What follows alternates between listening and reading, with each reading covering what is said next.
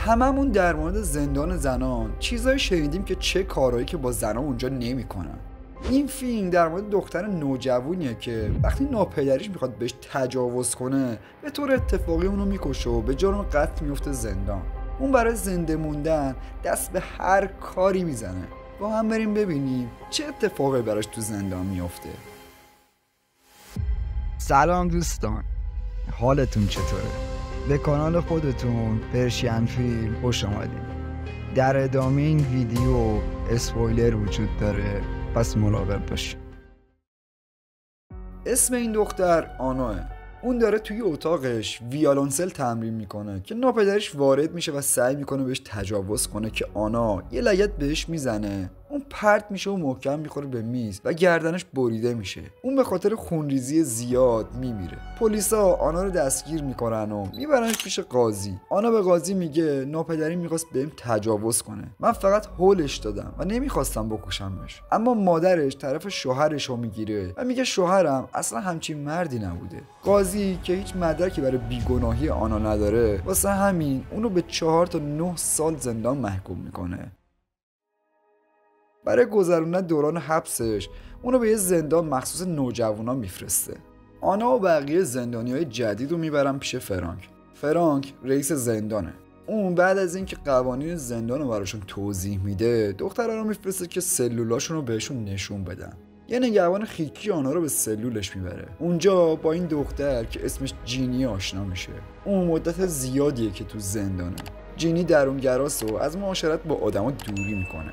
همون شب جینی به آنا نگاه میکنه و داره خود ارضایی میکنه که یه دفعه آنا بیدار میشه. صبح که میشه همه زندانیا واسه هواخوری میان بیرون. یکی به اسم کودی میاد سمت آنا و بهش میگه تو دختر خوشگلی هستی و اینجا 3 سوت نابودت میکنم، پس بیا تو گروه من تا هواتو داشته باشم، وگرنه این سیاه‌پوستا ترتیب تو میدن. آنا هم میگه من از پس خودم برمیام. کودی بهش برمیخوره، واسه همین بیخیالش نمیشه و حسابی کتکش میزنن. بعد از کتک خوردن اونو میبرن بهیاری. اسم این دکتر جینه. اون وقتی جای کبودی و زخما رو میبینه بهش میگه برو پیش رئیس زندان و ازش کمک بگیر. آنا هم گوش میکنه و میره پیش فرانک و داستانو براش تعریف میکنه و ازش کمک میخواد. فرانک قبول میکنه، ولی به این شرط که باید در عوض امنیتی که توی زندان بهش میده آنا هم باید خودش رو در اختیار اون بذاره. آنا قبول نمیکنه و از اتاق میاد بیرون و به سلولش برمیگرده. اون تازه فهمیده چه جایی اومده. جینی میگه فرانک کاری باید انجام داده. آنا چیزی نمیگه و میزنه زیر گریه. جینی بهش میگه باید اینجا با شرایط کنار بیای و خودتو یه جوری سرگرم کنی.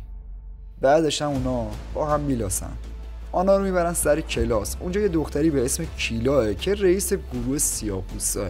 بعد از کلاس میاد سراغش و بهش میگه ازت خوشم نمیاد و میخوام صورت خوشگلتو خط خطی کنم. آنا هم احساس خطر میکنه و میره سمت کودی.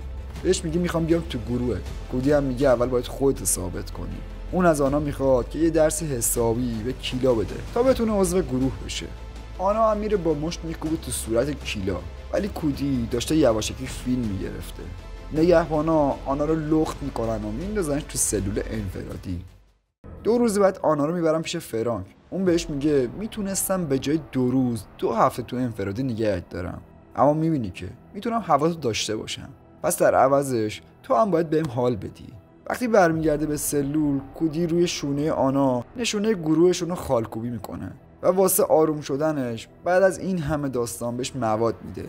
بعدم یه حالی با هم میکنن. فرداش مادر آنا میاد ملاقات.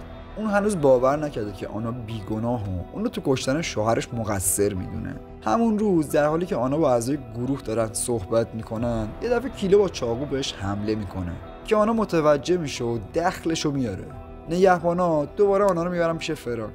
اون میگه دختر تو خیلی عصبی هستی، من تو دوربین ها دیدم که چیکارش کردی، باید آرومت کنم. بهش مواد میده و بعدش هم باهاش سکس میکنه. فرداش اون خمار میشه و به جینی پیله میکنه. بی دلیل یه چک تو صورتش میزنه. نگهبان به خاطر رفتارش دوباره اونو پیش فرانک میبره. اونم تهدیدش میکنه که اگه این شکلی بخوای رفتار کنی میفرستنت زندان بزرگسالان. اونجام که میدونی به 17 روش سامورایی ترتیبتو میدن. آنا که نمیتونه خماریشو تحمل کنه از کودی درخواست مواد میکنه. کودی بهش میگه من دوستت دارم و واقعا نگرانتم، اما آنا نمیتونه هم درد مواد رو تحمل کنه هم شرایط زندانم. واسه همین به مواد زدنش ادامه میده. کودی هم به خاطر همین از گروه اخراجش میکنه. اون حسابی پرخاشگر میشه و با همه بدخلقی میکنه. اون با کیلا درگیر میشه و این موضوع باعث هرج و مرج تو زندان میشه. کودی که دوست نداره آنا به این شرایط ادامه بده واسه همین میره سمتش که جلوی مواد مصرف کردنشو بگیره، اما آنا تهدید میکنه که خودشو میکشه، ولی نگهبانا جلوشو میگیرن و اونو بدون لباس لخت برای چندین روز به انفرادی میندازنش. آنا که نرسیدن مواد بهش فشار آورده سینی غذاشو میشکنه و رگ دستشو میزنه، اما خوشبختانه نگهبانا زود متوجه میشن و بعدش به خاطر رفتاری بدی که ازش سر زده و اقدام به خودکشی که انجام داده آنا رو به بند زندانیای روانی میفرستن. اونجا به کمک دکتر جین اعتیادشو ترک میکنه و بعدش درخواست ملاقات به مادرشو میکنه. مادرش این بار بهش میگه از اینکه اون توی زندان هست حس خوبی نداره و واسش نگرانه. بهش قول میده برای آزادیش هر کاری که بتونه انجام میده. چند وقت بعد که آنا رو به بند عمومی برمیگردونن اون خالکوبی گروه کودی رو میسوزونه. شب که مشغول نظافت بوده یکی از نگهبانا اونو با خودش به اتاق فرانک میبره. اونجا فرانک بهش یه ویولنسل میده و ازش میخواد که برای مسابقات استعدادیابی که قراره توی زندان برگزار بشه تمرین کنه. خبرچینو به کودی خبر میدن که آنا نشونه گروه رو روی بازوش از بین برده.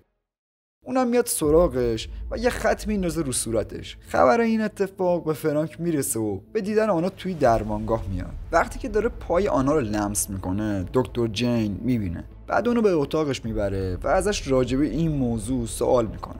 آنا هم داستان براش تعریف میکنه. همزمان فرانک از طریق دوربینای مداربسته همه چیزو میبینه. اون یه زندانی رو مأمور میکنه و دکتر جین رو به قتل میرسونه.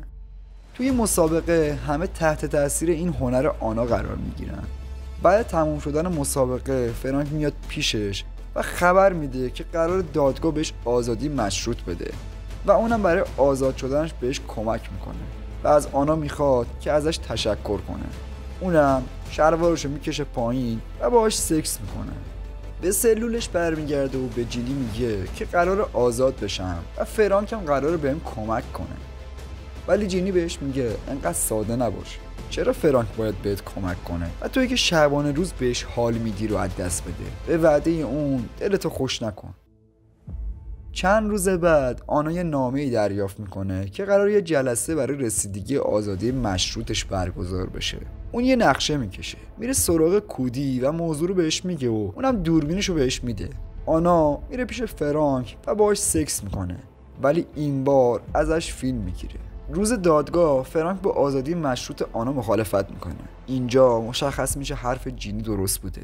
آخر جلسه آنا فیلمی که از فرانک گرفته رو به قاضی نشون میده. فرانک به قاضی میگه که این دختر براش پاپوش درست کرده، ولی قاضی به این حرفا توجه نمیکنه و بلافاصله دستور بازداشت فرانکو میده. قاضی به خاطر شجاعت و هوش بالا از آنا تشکر میکنه و با آزادی مشروطش موافقت میکنه.